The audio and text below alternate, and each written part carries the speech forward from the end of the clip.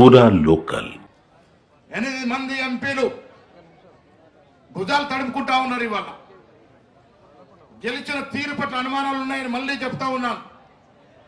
మా నిజామాబాద్ పట్టణంలో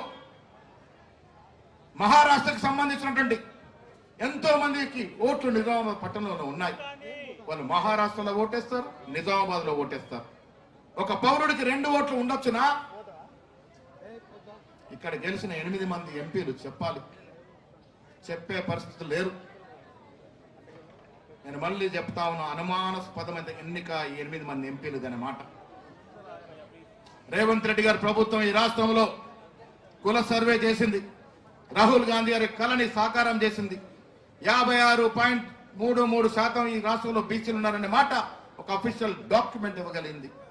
దాని తర్వాత 42% బీసీలకి రిజర్వేషన్ ఇస్తూ 2 చట్టాలు చేస్తే కేంద్రం మొఖాలడ్డేసి 4.5 మాసాలుగా కేంద్రం వద్ద పెండింగ్ లో పెట్టుకుని ఉంది. నేను కిషన్ రెడ్డి నిన్ను అడిగా, ఇవాళ కూడా అడుగుతా ఉన్నా, ఎందుకు ఇంత అక్కసు మీకు బీసీల మీద అని.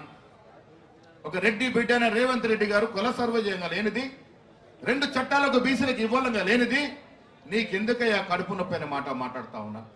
నీకు భయపడి ఇలా బండి సంజయ్ గాని, ఈటెల రాజేందర్ గాని, లక్ష్మణ్ గారు గాని, అరవింద్ గారు గాని, మా బీసీ ఎమ్మెల్యేలు కూడా కనీసం బీసీ రిజర్వేషన్ గురించి మాట్లాడతలేరు. ఇంత భయం గుప్పిట్లో ఎందుకు ఉంటారని అడుగుతా ఉన్నాను మా బీసీ సోదరుల్ని. పదవంటే ఇంత భయమా?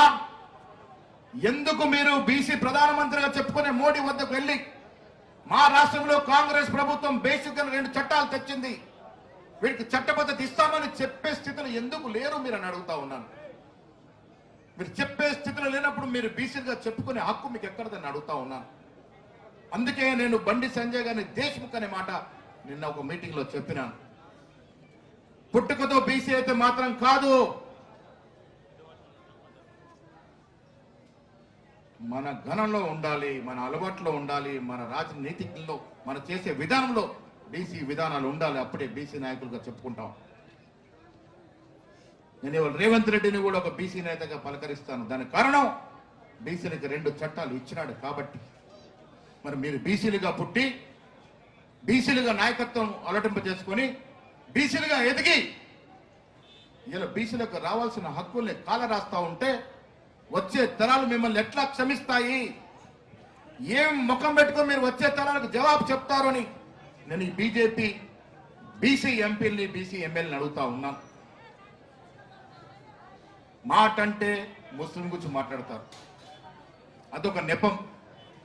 ముస్లిం పేరు చెప్పి బీసీలకు వచ్చే రిజర్వేషన్ అడ్డుకోవాలని కుటిల యత్నం బీజేపీ పార్టీ చేస్తా ఉంది. అలా మిత్రులైన కాంగ్రెస్ ప్రభుత్వం, కాంగ్రెస్ పార్టీ